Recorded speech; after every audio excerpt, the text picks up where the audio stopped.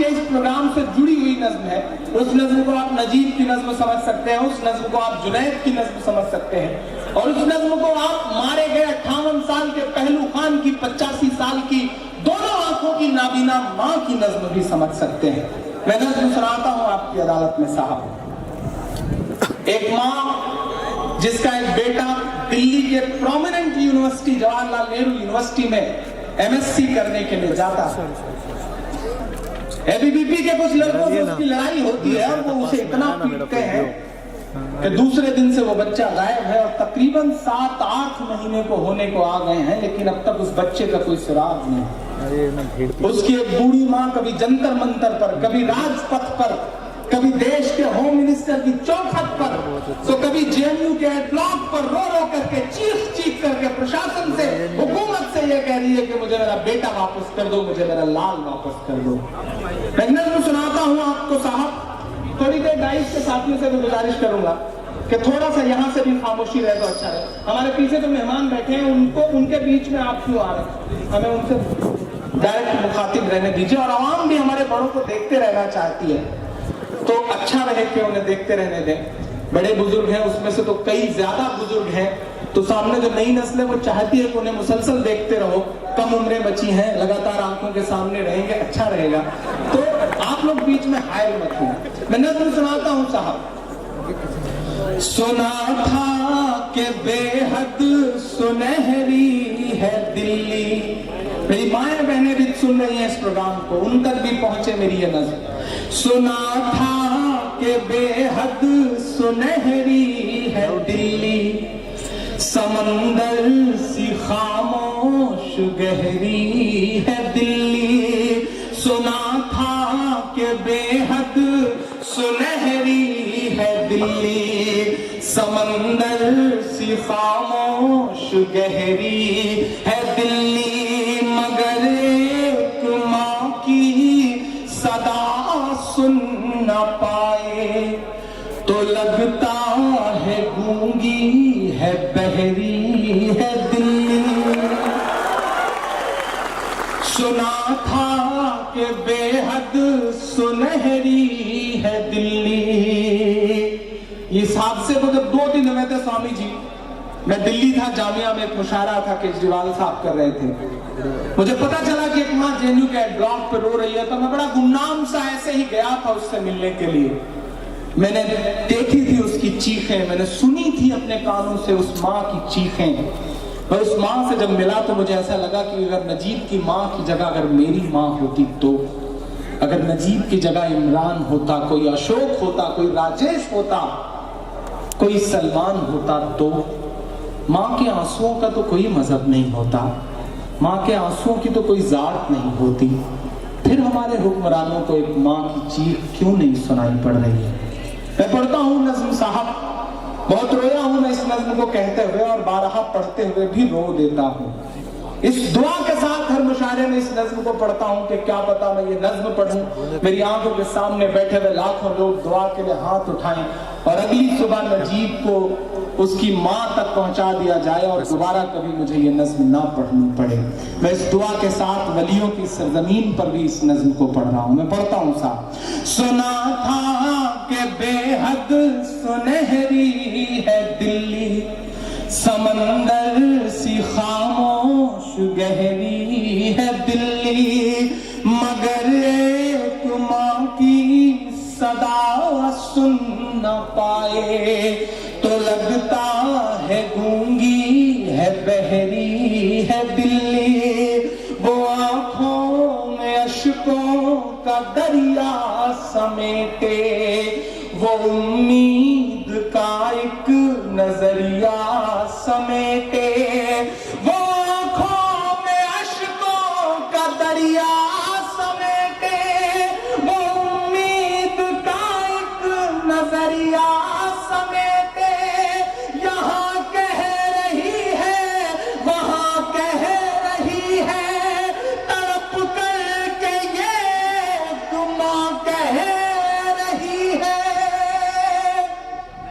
कि नहीं पूछता है कोई हाल मेरा, कोई ला के दे दे मुझे लाल मेरा, कोई ला के दे दे मुझे लाल मेरा, कोई ला के दे दे मुझे लाल मेरा। हमारे प्रधानमंत्री महोदय अपनी चुनावी जनसभा में ये कहते हैं कि हम मुस्लिम बहनों को 3 तलाक के मुद्दे पर उनका हक दिलाना चाहते हैं। मेरा मन करता है स्वामी जी कि मैं कभी जाऊं 7RCR के बाहर उनकी चौखट पर खड़ा होकर के चीख करके कहूं कि आदरणीय नरेंद्र दामोदर मोदी साहब, अगर आप सच में मुस्लिम बहनों को उनका हक दिलाना चाहते हैं तो मान लीजिए नजीब की अम्मी को अपनी बहन, वापस ला दीजिए अपने भांजे को, तब तो मैं मानूं कि आप सच में हक दिलाना चाहते हैं। अगर सियासी बातें तो सियासी बातें हैं साहब, ये ड्रामा बंद करिए। मैं पढ़ता हूं इस नज्म का अगला बंद कि उसे लेके वापस चली जाऊंगी मैं, पलट कर कभी फिर नहीं आऊंगी मैं। यकीन जाने यही अल्फाज है उस माँ के। मैंने सुना है, मेरे कंधे से अपना सर रख करके बहुत देर तक रोई थी नजीब की अम्मी। ये बातें कहते हुए मेरे रोंगटे खड़े हैं। आप यकीन करें कि पत्थर दिल इंसान उस माँ से मिले, उसके आंसू नहीं रुक सकते। ये बात मैं दावे के साथ कह रहा हूँ। लेकिन कभी अन्य ट्रायल कैदियों को भोपाल में तलाश करके घंटे भर में एनकाउंटर कर देने वाली हमारी पुलिस या फिर हमारी CBI, एक बच्चा जो दिल्ली से गायब हुआ है उसका सुराग तक नहीं लगा पा रही। कहीं ना कहीं ये बहुत बड़ा फेल्योर नहीं है? और कितना हमें बर्बाद करोगे साहिब, और कितना हमें बर्बाद करोगे साहिब, क्या सितम और नया इजाद करोगे साहिब। खुद के औलाद नहीं है तो बताओ इतना, कितनी माओं को बे औलाद करोगे साहिब, कितनी माओं को बे औलाद करोगे साहिब। मैं पढ़ता हूँ साहब कि उसे लेके वापस चली जाऊंगी मैं, पलट कर कभी फिर नहीं आऊंगी मैं। वही है बुढ़ापे का मेरे सहारा, वो बिछड़ा तो जिंदा ही मर जाऊंगी मैं।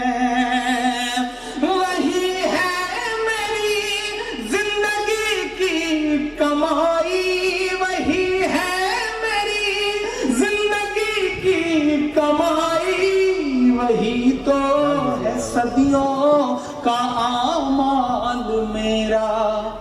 कोई ला के दे दे मुझे लाल मेरा। आखिरी बंद पड़ता है इस नज़्म का साहब। मेरा गुस्सा जितना इस मुल्क के हुक्मरानों से है, उससे कहीं ज्यादा मेरा गुस्सा इस देश के उस स्तंभ से है, उस पिलर से है जो चौथा स्तंभ है, जिसके कैमरे मेरी आंखों के सामने लगे हैं, जो अपने न्यूज रूम में, ऐसी न्यूज रूम में दिल्ली में बैठ करके नाग और नागिन की खबरें चला के कहते हैं ये है जर्नलिज्म और हम देश का चौथा स्तंभ है। मैं सलाम करूंगा छोटे छोटे शहरों में रहने वाले उन पत्रकारों को जो अपनी मोटरसाइकिल पे, अपनी स्कूटर पे भाग करके, जुगाड़ लगा के खबरें तलाश करके दिल्ली भेजते हैं। तब ऐसी न्यूज रूम में बैठ के कॉलर टाइट करके, टाई लगा करके एंकर महोदय चीख करके तबसरा करते हैं भ्रष्टाचार पर, हालांकि खुद 100 करोड़ की संपत्तियों के मालिक हैं। मेरा मन करता है कि मैं उनके खिलाफ गुस्सा जाहिर करूं। उन्हें अपने न्यूज रूम से 5 किलोमीटर दूर रोती बिलखती एक मां क्यों नजर नहीं आती? सवाल है इस देश के सामने, सवाल कलमकारों के लिए भी है, सवाल पत्रकारों के लिए भी है। वो माँ हमारी भी हो सकती थी, वो माँ आपकी भी हो सकती थी। क्या पता नजीब बड़ा होकर के पत्रकार ही बनता, क्या पता नजीब बड़ा होकर के पुलिस ऑफिसर बनता, क्या पता नजीब बड़ा होकर के शायर बनता। मैं आखिरी बंद पढ़ता हूँ और इस देश की मीडिया की चुप्पी पर 2 मिसरे पढ़ता हूँ कि ये टीवी के एंकर कहाँ मर गए हैं। ये मेरा गुस्सा है, ये मेरा गुस्सा है क्योंकि मुझको जालिम का तरफदार नहीं लिख सकते, कम से कम वो मुझे लाचार नहीं लिख सकते। जहां हथेली पे लिए बोल रहा हूं जो सच, उसको इस देश के अखबार नहीं लिख सकते, उसको इस देश के अखबार नहीं लिख सकते। मैं आपको देश के किसी टीवी चैनल पे स्क्रीन पे आप मेरा चेहरा नहीं देखेंगे, नहीं दिखाया जाता मुझे, लेकिन यह भी सच है कि बिना किसी टीवी चैनल के स्क्रीन पे आए हुए भी मैं आपके दिलों में रहता हूं, ये बात मैं जानता हूं। तब मैं ये मिसरे पढ़ रहा हूं, ये मेरा गुस्सा है कि ये टीवी के एंकर कहां मर गए हैं, ये गांधी के बंदर कहां मर गए हैं। मेरी चीख और मेरी फरियाद कहना, ये मोदी से एक मां की रुदाद कहना। आदरणीय प्रधानमंत्री जी अमेरिका जाते हैं तो फेसबुक के ऑफिस में जाकर के अपनी मां को याद करके कैमरे के सामने रोते हैं। मुझे अच्छा लगता है कि वो मां के लिए रो रहे हैं, सलाम है उन्हें इस बात के लिए। वो पाकिस्तान जाते हैं बिन बुलाए मेहमान की तरह, तो वहां जाकर के नवाज शरीफ साहब की मां के पैर छूते हैं, शॉल देते हैं। मुझे अच्छा लगता है कि वो हिंदुस्तानी तहजीब दुनिया के सामने रख रहे हैं। लेकिन कभी कभी मुझे लगता है कि मैं उनसे पूछूं कि आदरणीय नरेंद्र दामोदर मोदी साहब, आपकी और नवाज शरीफ की माओं के अलावा भी इस मुल्क में माएं हैं, फजा में उड़ रहे जहरीले जुगनू क्यों नहीं दिखते? उन्हें हर हादसे के सारे पहलू क्यों नहीं दिखते?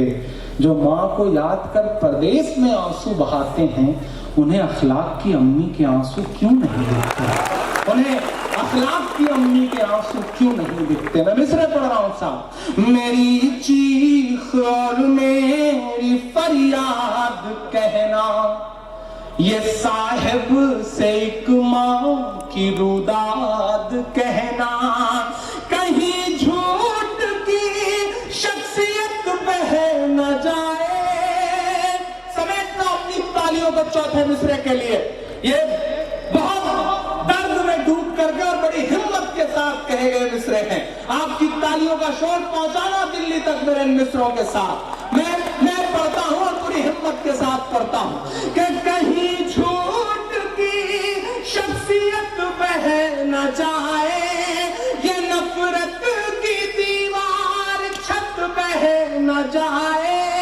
है एक मां के अश्कों का सैलाब साहिब, है एक मां के अश्कों का सैलाब साहिब। कहीं आपकी सल्तनत बह न जाए।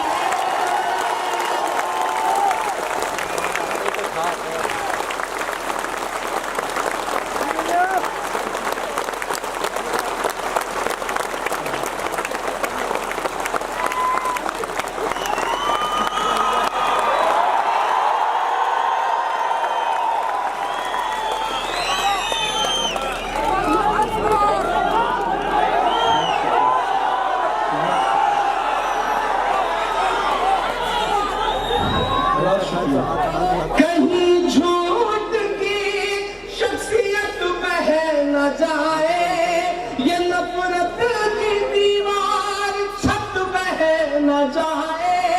है एक मां के अश्कों का सैलाब साहिब, कहीं आपकी सल्तनत बह न जाए।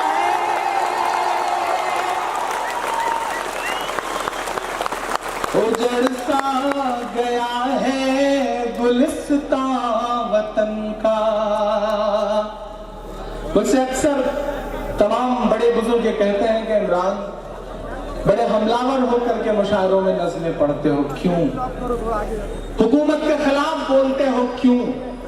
एक खास पार्टी के खिलाफ बोलते हो ज्यादा क्यों? आज मैं इस माइक पे खड़ा हूं, मेरे इस तरफ तमाम सरदार सिख भाई बैठे हैं, पीछे स्वामी जी बैठे हैं, इधर तमाम और मजहबों के लोग खड़े हैं। मैं बताता हूं मैं क्यों। मैंने कहा ना, मैं इलाहाबाद विश्वविद्यालय में हिंदी का विद्यार्थी रहा हूं। मैंने पढ़ा है मीरा, सूर, कबीर और तुलसी को, मेरे सिलेबस में थे वो। मैं हिंदी की कविताएं लिखता हूं। मैं जिस शहर में हूं वहां संगम है। मैं अपने ग्रेजुएशन के दौरान संगम के किनारे घंटों बैठ करके नदियों को मिलते हुए देखता था। मैं अपने तमाम हिंदू दोस्तों को जब वो इलाहाबाद आते थे तो उन्हें संगम स्नान करवाने ले जाता था। मैं ऐसे माहौल से हूं। मैं क्यों बोलता हूं? मुझे याद है कि जब मैं 7वीं में पढ़ता था तो मेरा एक दोस्त था और है श्रीकांत मिश्रा। सच्ची बात आपको बता रहा हूं, हम दोनों 7-12 किलोमीटर स्कूल जाते थे साइकिल चला करके। 6 किलोमीटर उसका नंबर, 6 किलोमीटर मेरा नंबर। कभी कभी मेरे हिस्से की भी साइकिल वो चला दिया करता था। हम दोनों क्रिकेट खेलने के लिए स्कूल बंद कर देते थे। अब्बू को और उसके पिताजी को ना पता चले हम लोग क्रिकेट खेल रहे हैं, गिल्ली डंडा खेल रहे हैं। बिल्कुल आप जैसे थे हम भी। फिर तलाश शुरू होती थी। अब्बू मोटरसाइकिल लेकर के तलाशते थे तो पता चलता था किसी ग्राउंड में पकड़े गए हम और श्रीकांत। तो आप यकीन करें जितने थप्पड़ मेरे अब्बू मुझे मारते थे उतने ही थप्पड़ श्रीकांत के हिस्से में भी आते थे।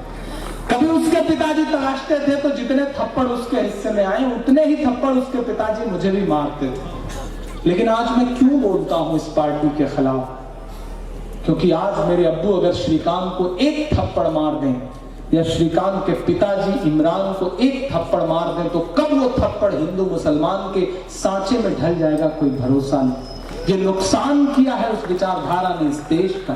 आज चाय की दुकानों पर चाय पीने के लिए हमें गैर मजहब के दोस्त नहीं मिलते हैं। पिछली ईद पर जो दोस्त हमसे दावतें मांगते थे कि आएंगे तो बकरीद पे जी भर के गोश्त खाएंगे, वो हमारी ईद पर इसलिए अब दावतें नहीं मांगते कि उन्हें लगता है कि दूरियां बहुत बढ़ गई हैं। ये नुकसान हुआ है इस समाज का। बचाइए इस समाज के नुकसान को। और मैं आखिरी मिसरे पढ़ते हुए बात कह रहा हूं कि उजड़ सा गया है गुलिस्तां वतन का। बहुत वकील रजा साहब जैसी बड़ी शख्सियत और स्वामी अभिनवेश जी, जुल्म इससे पहले भी था, ज्यादती इससे पहले की हुकूमतों में भी थी, लेकिन इमरान पूरी जिम्मेदारी से यह बात कहता है कि जो नंगई आज आपको सड़कों पर दिखाई पड़ रही है ये इससे पहले नहीं थी। इसके लिए पिछली हुकूमतों का शुक्रिया, और हम चाहते हैं कि वैसा हिंदुस्तान फिर से बने कि उजड़ सा गया है गुलिस्तां वतन का, नहीं तो ये भारत था खुशहाल मेरा, कोई ला के दे दे मुझे।